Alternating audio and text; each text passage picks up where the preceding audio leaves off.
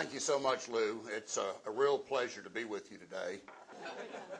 My name is Sammy Patel. I am the city manager for the Savannah area, and today is Monday, January the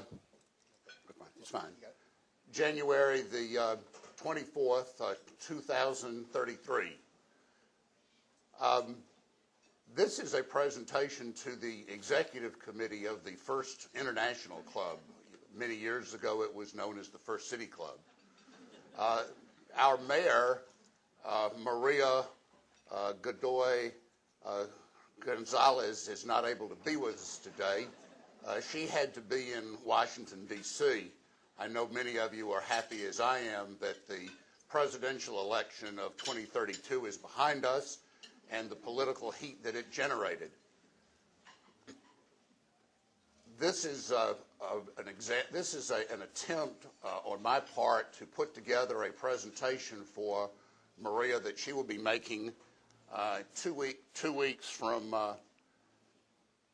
last Saturday at the annual, the anniversary of the 300th anniversary. The Chamber of Commerce is putting together a great party.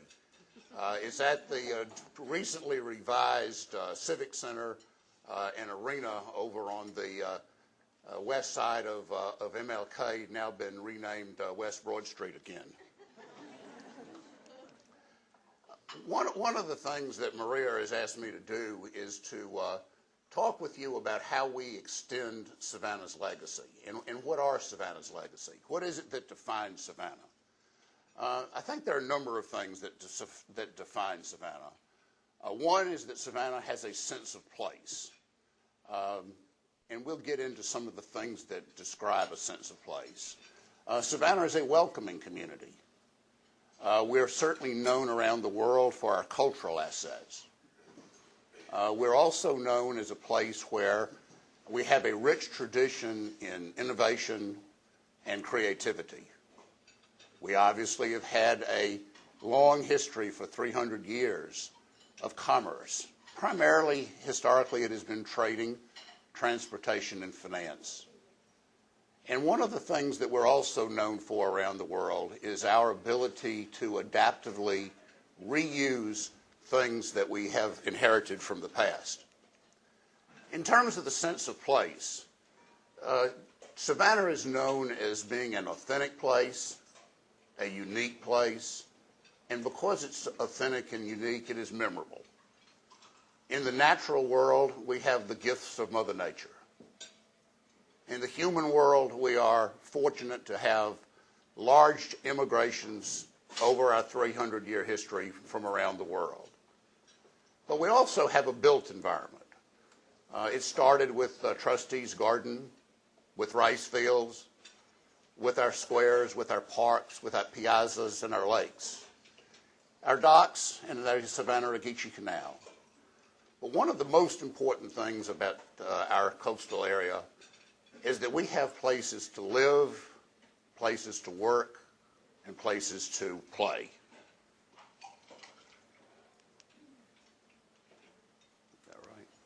In terms of the natural environment, these are the things that were developed by Mother Nature. We have our beaches, our marshes, our hammocks, our rivers and swamps, our wetlands and barrier islands, and also our sunsets and our sunrises. And guess what? They're all free of charge.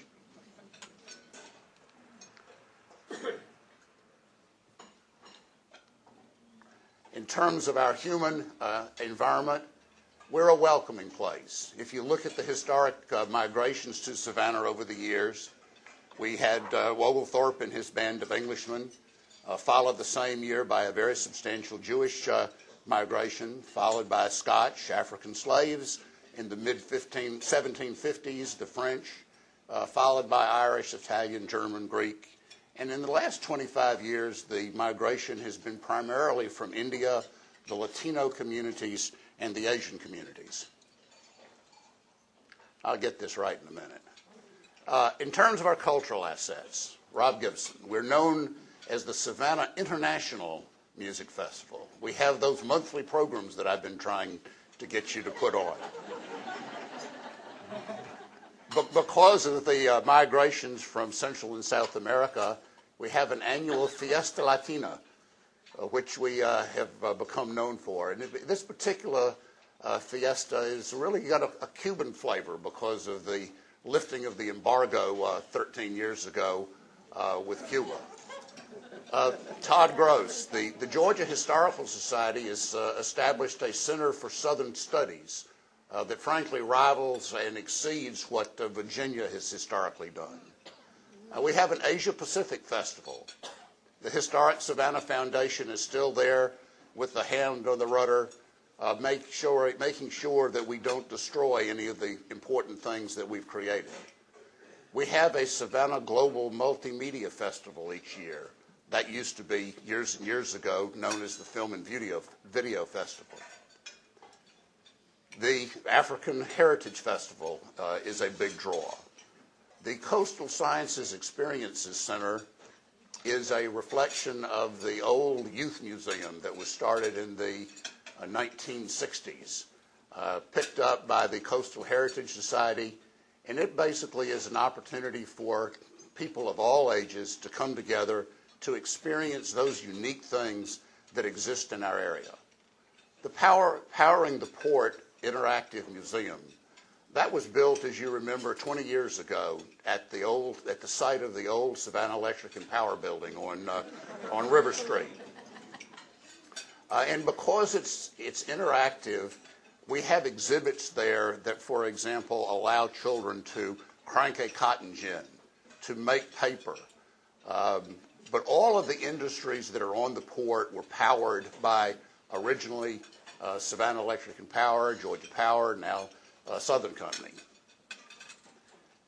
The T3 Center is the Terrestrial Transportation Tales. And it basically is a museum that talks about all of the history of our transportation in Georgia. It talks about the Native Americans that brought pelts down from the fall line, which became Augusta.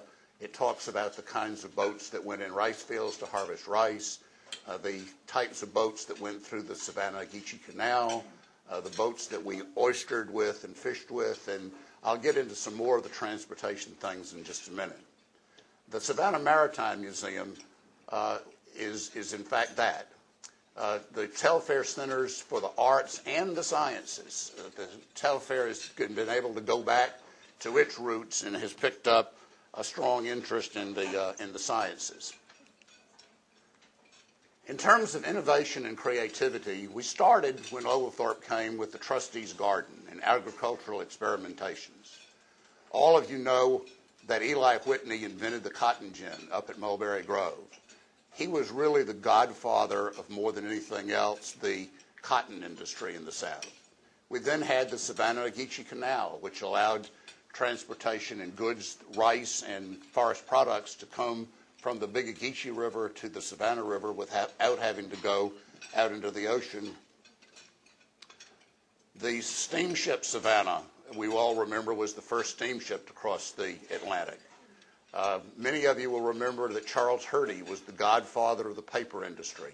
It's amazing to many of our school children today in 2033 that 100 years ago we didn't know how to make paper from pine trees. It was too gummy, it had too much rosin and sticky stuff in it, and it was less than 100 years ago that the pulp and paper industry really developed in Georgia and the South. The nuclear ship Savannah in the 50s and 60s. The Savannah Center for Modern Design, that was something that was started in the teens, in the 20-teens. It grew from a concept out close to the SCAD Gulfstream building on Montgomery and has now created a whole complex of entertainment and design facilities along Montgomery. And I'll come back and talk a little bit more about that in just a second as well. Biogenetics is a really interesting company. This is a company that was formed by a doctor at our medical university and a researcher out at the Skidaway Institute of Oceanography.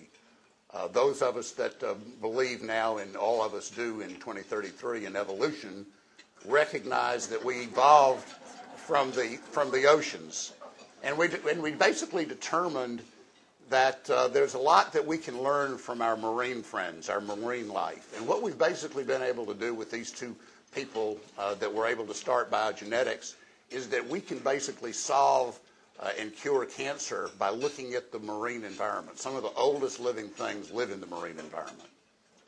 Energistics is a motion capture battery product that was developed by a couple of people from Georgia Tech and Georgia Southern. Hydrosys is an interesting company that desalidates and purifies water using solar energy. IRIS is probably one of the most interesting things. It's the Institute for Research in Inner Space. We realized years ago that most people wake up in the morning, they see other people from the outside, they look up into the heavens, they see clouds and stars and the moon. So we're all looking out. What the Institute for Research into Inner Space is doing is looking inside the human body from a genome standpoint. And at the same time, it's looking into the Earth from an extractive standpoint and from an energy standpoint. Think geothermal energy. Back in 2008, we really didn't look into the surface of the Earth to the extent that we have over the last 25 years. It's been an amazing opportunity to look into the Earth and into the human body for new discoveries. The RES Savannah, of course, is the renewable energy ship Savannah that was launched last year. It is powered by a system that extracts hydrogen from water using a solar energy source. And then, of course, Gorn of the Day is a 100% virtual movie. We no longer, as we did 25 years ago, have to have real actors and actresses. The animation is so good today that we really just don't need that. And this is a movie that was actually made by a couple of SCAD students, one from China and one from New York. But interesting thing, and it's really a new frontier in multimedia. And then, of course, the annual NCAR, that's the National Conference for the Advancement of Research, was a conference that was actually started in Savannah dealing with energy in April of 2007 and has continued on each year focusing on a different aspect of research that has a political and policy agenda. And then, of course, the Great Design Conference that is a collaboration among SCAD, Georgia Tech, and the Hertie Foundation. Centreville, our center city, we are known as having a center city that is preserved, that is restored, and guess what? We've expanded it. We're now known as a gorgeous lady with a beautiful face. But again, it's a place where we can once more live, work, and play. Broughton Boulevard is a pedestrian-friendly area. Minimum traffic except for fire engines and ambulances, which we basically don't need much of anymore. Retail on the first level, offices on the second level, housing on the third and fourth levels. We have minimal east-west traffic on Oglethorpe and Liberty malls. Both Liberty and Oglethorpe have turned into malls with lots of shopping. We are known around the world as a place that has narrow streets and wide sidewalks. And the downside of that is that we've sort of become known as an automobile-unfriendly center city. We're known, though, for the trees and our green spaces. We do have lanes available, and we realize why Oglethorpe created them, but they're only available from midnight until 6 a.m. for commercial deliveries. The Bay Street Commons, since we don't travel on Bay Street as much as we used to because of some things I'll talk about in terms of transportation infrastructure, Bay Street has turned into a bazaar for local crafts. It used to be that when cruise ships came to Savannah, they had to buy things that were made in Taiwan, but they were the same things that were made in Taiwan and sold in Charleston or Jacksonville or New York or any other city. The thing that's made Savannah unique is that we have this mall, this bazaar, that is allowing our people to make things that are unique to coastal Georgia and South Carolina that have a Savannah brand name. Savannah River Landing. Remember back when it was started in the 07-08 period? It's now expanded all the way down the river to Fort Jackson. It's an absolutely incredible model that has been just replicated down our side of the river. And then, of course, the River Street Global Finance District. That is the old area where in many years ago, probably 250 years ago, the cotton factors plied their trade.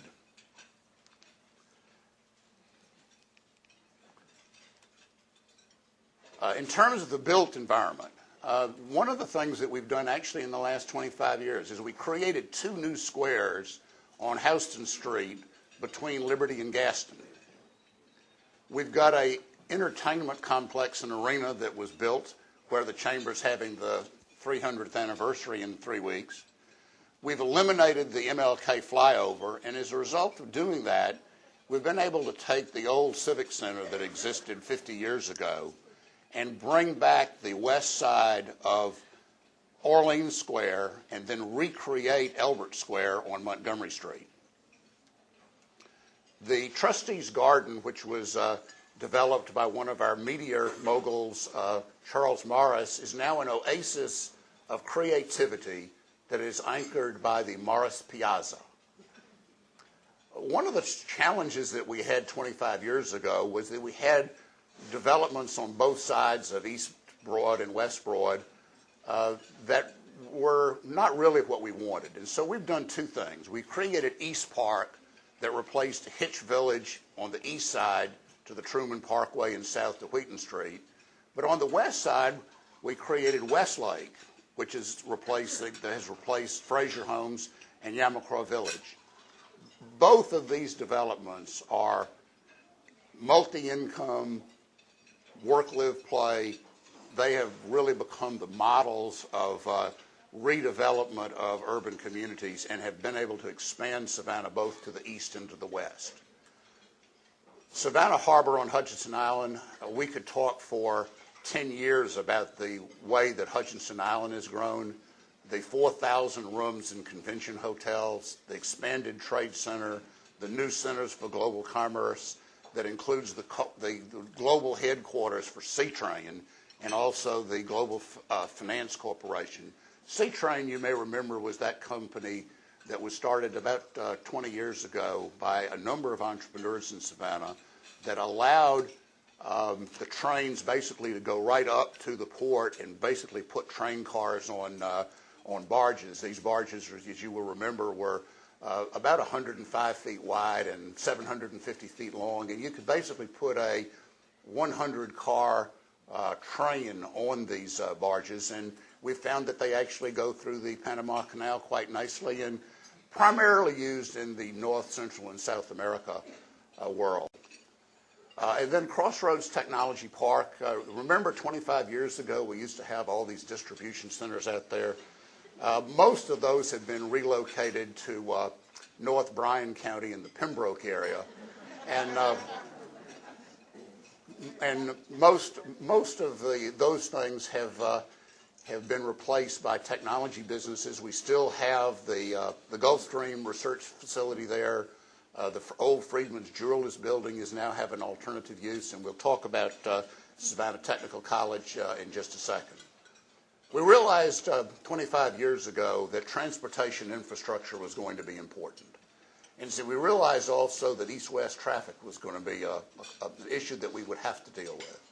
So we basically took Durin and we double-decked Durin as an expressway that solved the east-west traffic congestion problem.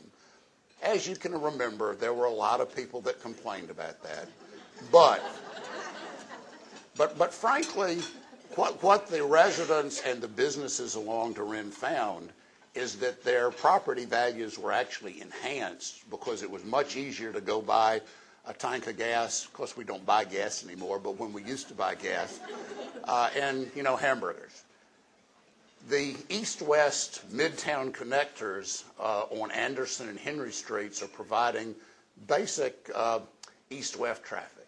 The Truman Parkway, gosh, do you remember 25 years ago we were worried about it only getting extended to close to Skidaway, and now it goes all the way through the Hunter Tunnel that connects to the Dean Forest Road and on to I-16 and directly into the Georgia Ports Authority. The Hunter Tunnel was made possible, of course, we all remember this, when Hunter relocated its air base to Fort Stewart to provide additional security, and that was when this guy, Rick Wenger, brought in Airbus to go at Hunter Army Airfield. The multimodal logistics highway was an interesting innovation in bringing shipping containers from the port, both in Jasper County, which you remember was completed 5 years ago, after many years of construction. It was a much larger construction project than we thought it was going to be. It is a opportunity to take basically containers and other goods by train or truck to the distribution centers up at Pembroke and I-16. The Coastal Area Transit, that was a project that originally started, as you'll remember, when we connected the monorail from Hilton Head, Savannah, and then on to the Savannah Airport. And once that was done, of course, we've expanded it north and south down to Brigadoon in McIntosh County, up to Shangri-La in the North Bryan County area, and then, of course, over into South Carolina in the Hardyville to Shambhala. The Aeroporto, there was a man by the name of Steve Green, who's still around, that basically helped us continue to grow our airport. We've become known for our international flights to Havana, South America, and also a few flights to Europe. Plus, we have this new opportunity to go to the moon. Of course, we have to stop at a space station along the way. It's a 7-day trip, not a problem. We depart on Friday, we come back on Friday, we refuel, and we go back. I'm going to get this right one of these days. From a commerce standpoint, our tradition in commerce has been trading, transportation, finance, and manufacturing. We originally traded with the Native Americans, I mentioned, the cotton factors on Factors Walk, the naval stores and forest products that we had in the early 1700s. But we also have been known for our financial and commodity brokers, the Johnson Lane Space, the Vonnegut Chisholms, and the banks that have started in Savannah. But as I mentioned earlier, the transportation equipment, we had, many of you don't remember this, but 80 years ago, in the 1950s, the Central Georgia Railway was our single largest employer on the property just west of West Broad Street. Over the years, though, we built Liberty ships in the Second World War. We built Great Dane, Gulfstream, JCB, Global Ship Systems, Savannah Yachts. But over the last 15 years, we have developed, again, a project that has combined the engineering expertise of Georgia Tech and some researchers at the Skidaway Institute, the AUVs, and of course all of you remember the autonomous underwater vehicles, and of course some UAVs too. And now we've basically combined these two, so we now have our personal transportation devices that are transportation mode independent. Sugar refining, long since going to Cuba. Medicine and health care, always a big problem. More recently, in the last 25 years, we've been really known for 6 things: trade, finance, multimedia, healthcare, energy, and then the whole world of new designs and materials. The global supply chain logistics back offices have come to Hutchinson Island. And then we have a number of specialized finance institutions that have grown in our community. FCB, you all know First Coastal Bank, used to be First Chatham Bank 25 years ago, basically involved in a number of niche financing opportunities. And then, of course, the old C&S Bank. Actually, this is the new C&S Bank. It's the Charleston and Savannah Financial Services. It was the merger, you remember, 20 years ago between the Savannah Bank and the Bank of South Carolina in Charleston. Basically has become a major regional player in finance. And then, of course, DWI. Darby? Dick? Don? That's Darby Williams Investments, which has really led the way in venture capital finance, finance of other entrepreneurial companies using really unique financing mechanisms. And then Centrade, that was the international trade finance subsidiary of the old Synovus headquarters. It's now moved here. It used to be over in Birmingham, but we were able to attract it here. And then, of course, the corporate headquarters for Global Vest, which is our anchor money management and finance entity. The 3MC, the Morris Multimedia Center, of course, is over in the Trustees Garden. The Centers for Extended Family Health is interesting. This was a project you'll all remember put together by two major hospitals, recognizing that the population of the coast of Georgia and South Carolina was living longer, was the source of substantial in-migration. And these programs were not just geriatrics, but they were focused on being able to extend family health through a number of different things. You know, the cancer cure, as I mentioned, occurred a number of years ago. The GEC, that's the Green Energy Center. Rick, that's what you were able to do at the mega site.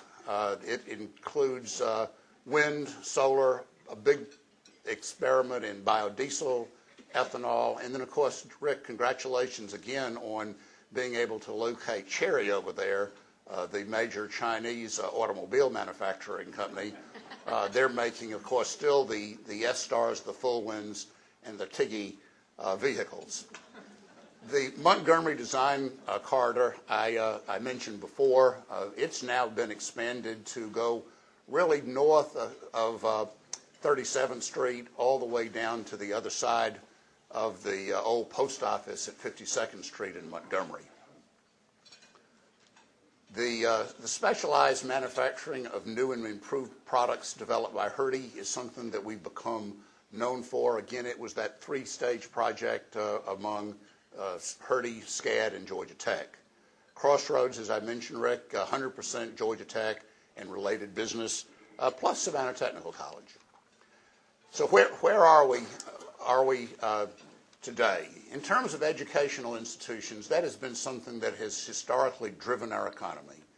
Armstrong Atlantic State University now has 23,000 students, and it is known worldwide as for its centers for global leadership and also for its Center for Comparative Religions. We realized 25 years ago that religious friction in the world was creating a problem. Armstrong had the foresight to step up to the plate and deal with that.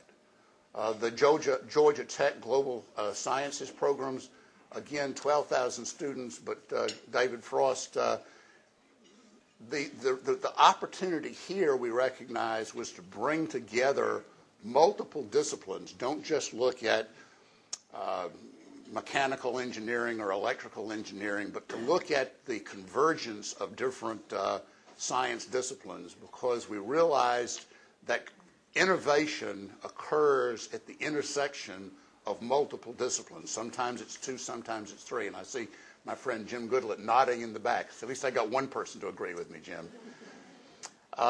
Georgia Southern is now a full research university with 35,000 students.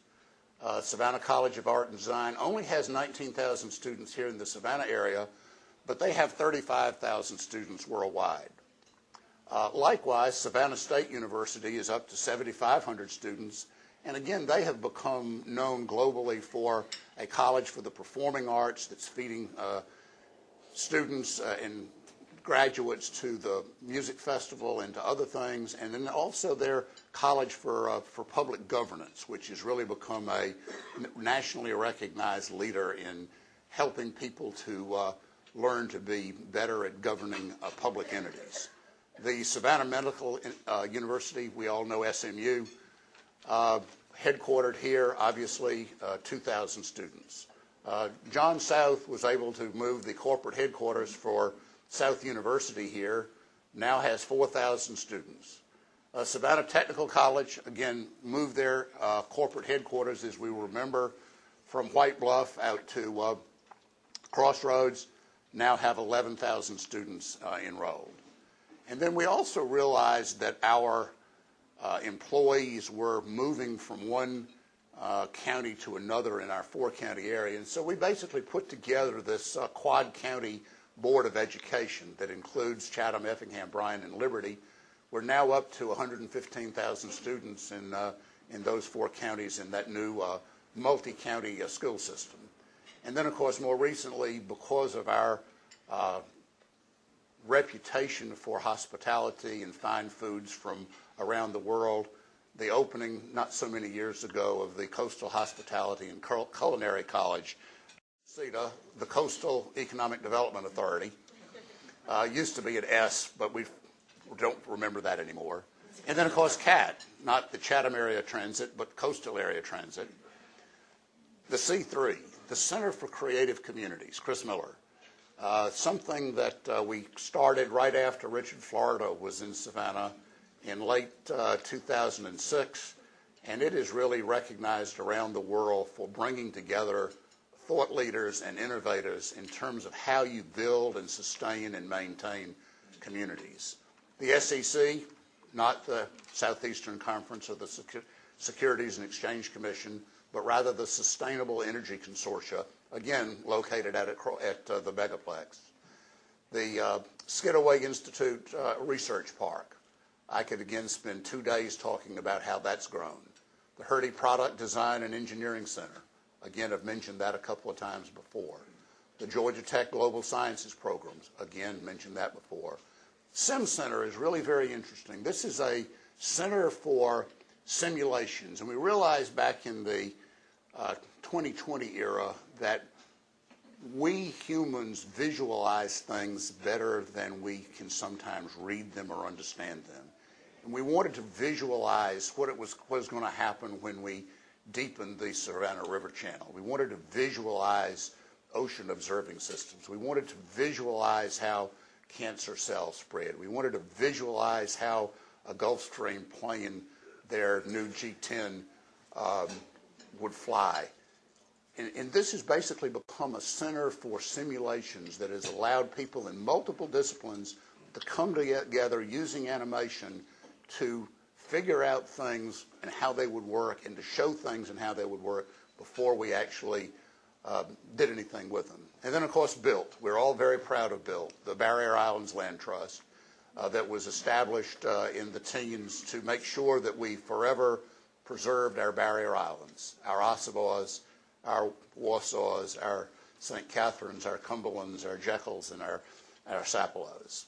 And then, of course, the Green Coast Collaborative, which is that collaboration that included the Nature Conservancy, the Georgia Conservancy, and other green organizations in both Georgia and South Carolina that have preserved our coastal environment. So where are we today? In 2003, we are known around the world as a global city of significance. We are tied culturally and economically to the rest of the world. We are energetically addressing the significant issues of the day: religion, energy, water, transportation. We're a thought leader. We're a thriving center of innovation and creativity. But we've stayed true to one thing. We've always stayed true to our focus on quality. And while we've done that, we've maintained that sense of place, that sense of design, that sense of order, that sense of ambiance. So what now? We've now completed 300 years. We now have to look forward to our fourth 100 years. What do we need to do? We need to identify the thinkers and planners, the same thing we did back in 2007 with the 25-year plan that was adopted in 2008. To identify the thinkers and planners, to encourage them to think, to encourage them to plan, then to encourage them to begin to execute those plans and monitor those plans. And while they're doing all of those things, to keep on thinking, and keep on planning, because planning and thinking are dynamic processes and not static. I appreciate your being patient with me today. I'd like to first thank the First City Club, Rick Winger and Cedar and his group for being an inspiration for this. My bride, Mary, for almost 37 years, if I can make it through the 14th of March in a couple of months.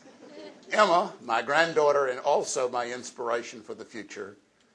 And then everyone here in this room who thinks we and not me.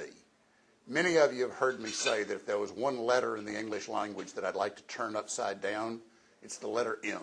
And if we could get people to stop thinking about me and what's in it for me, and think about we and what's in it for all of us, we can solve a lot of problems. So I would leave you with this. Remember the lessons from the geese. And this is a lesson from the geese. Many of you have seen this before. But if you've ever wondered why migrating geese fly in a V formation, as with most animal behavior, God has a good reason for including that in their instincts. Each bird, as it flaps its wings, it creates uplift in the bird following. In a V formation, the whole flock adds at least 71% more flying range than if each bird tried to fly alone. Whenever a goose falls out of the formation, it suddenly feels a drag and resistance of trying to fly alone, and quickly gets back into the formation, which I need to do. And like geese,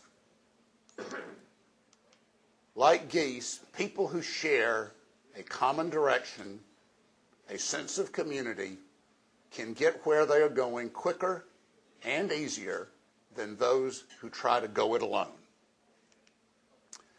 When a goose gets tired, it rotates back into the formation, which is time for me to do now. And another goose flies at the point position. If people had as much sense as geese, they would realize that ultimately their success depends on working as a team, taking turns doing the hard tasks, and sharing leadership. Geese in the rear of a formation honk to encourage those up front